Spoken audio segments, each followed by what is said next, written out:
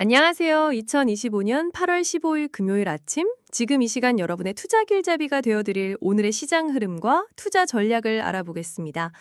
간밤 미국 증시는 생산자 물가지수, 즉 PPI의 급등 소식에도 불구하고 혼조세를 보였는데요. 특히 대형 기술주와 헬스케어, 제약 바이오, 그리고 금융주들이 지수 하락을 잘 방어하며 시장을 든든하게 받쳐주었습니다.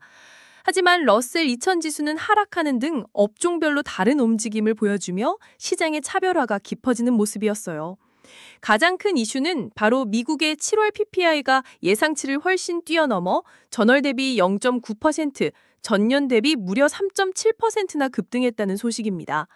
최근 둔화세를 보였던 소비자 물가지수 CPI와는 대조적인 모습이라 인플레이션 재점화 우려가 커지고 있어요. 특히 항공 운임이나 포트폴리오 관리 수수료 같은 서비스 물가 상승이 두드러졌는데요. 이 때문에 9월 금리 인하 기대감은 조금 후퇴했지만 그래도 25 베이시스 포인트 인하 확률은 여전히 90% 이상으로 높게 유지되고 있습니다. 이러한 상황 속에서 미국 주식시장의 주요 지수들은 CPI 발표 후 사상 최고치를 경신하며 강세를 보였지만 PPI 급등 소식 이후에는 혼조세로 돌아섰습니다. 스탠다드 앤 푸어스 500 지수는 보합 마감했고 나스닥과 다우존스는 소폭 하락했죠. 러셀 2000이 1% 넘게 하락한 것은 현재 시장의 상승세가 일부 대형주에 집중되어 있다는 점을 보여주는 것 같습니다. 섹터별로는 빅테크와 헬스케어, 제약, 바이오, 금융주가 강세를 보였는데요.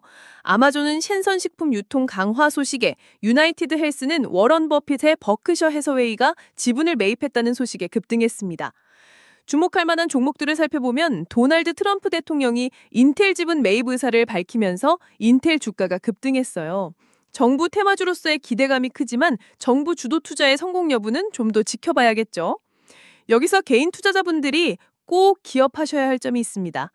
현재 미국 주식시장의 신용융자, 즉 마진 부채가 닷컴 버블 수준을 넘어섰고 스탠다드 앤 푸어스 500 지수는 오르는데 상승 종목 수는 줄어드는 시장 내부 강도 약화 현상이 나타나고 있어요.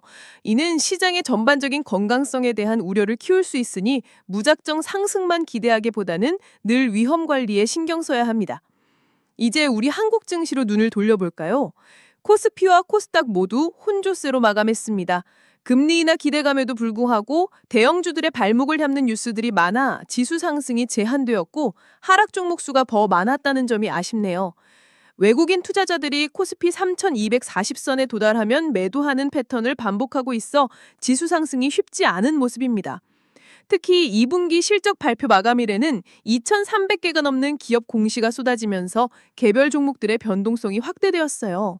알테오젠은 UBS의 부정적인 보고서 발표로 주가 하락을 겪었지만 회사 측은 보고서가 주관적이라고 반박하기도 했습니다. 이처럼 증권사 보고서는 참고하되 반드시 기업의 입장을 함께 고려하는 지혜가 필요합니다. 암호화폐 시장도 PPI 급등 소식에 단기적으로 조정을 받았습니다. 비트코인은 4% 넘게, 이더리움은 3% 넘게 하락했는데요.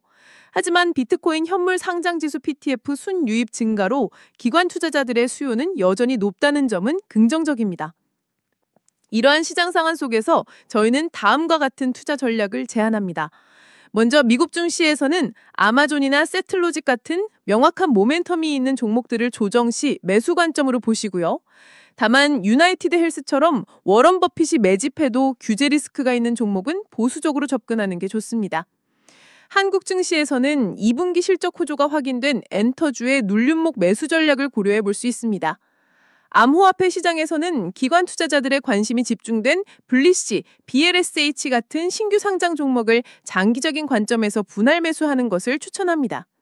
하지만 전반적인 시장 상황을 고려해 비트코인과 이더리움은 명확한 상승 모멘텀이 나타날 때까지는 관망하시는 것이 현명합니다.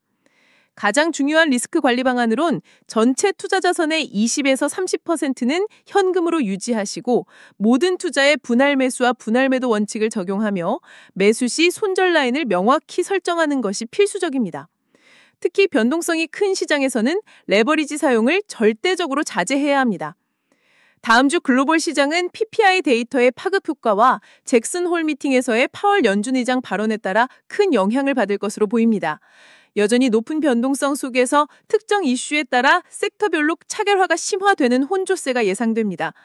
가장 유망한 투자 기회는 인공지능 모멘텀이 유효한 빅테크의 조정 시 매수, 실적 개선이 확인된 한국 엔터주, 그리고 기관 유입이 확인된 암호화폐 신규 상장 종목이라고 할 수 있겠습니다. 물론 인플레이션 재점화 우려와 시장 내부 강도 약화, 그리고 개별 종목의 규제 리스크는 항상 주의하셔야 할 부분입니다.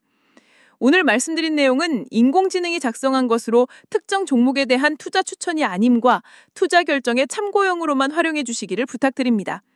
이 영상이 유익하셨다면 구독과 좋아요, 알림 설정까지 잊지 말아주세요. 다음 주에도 더욱 알찬 정보로 찾아뵙겠습니다. 감사합니다.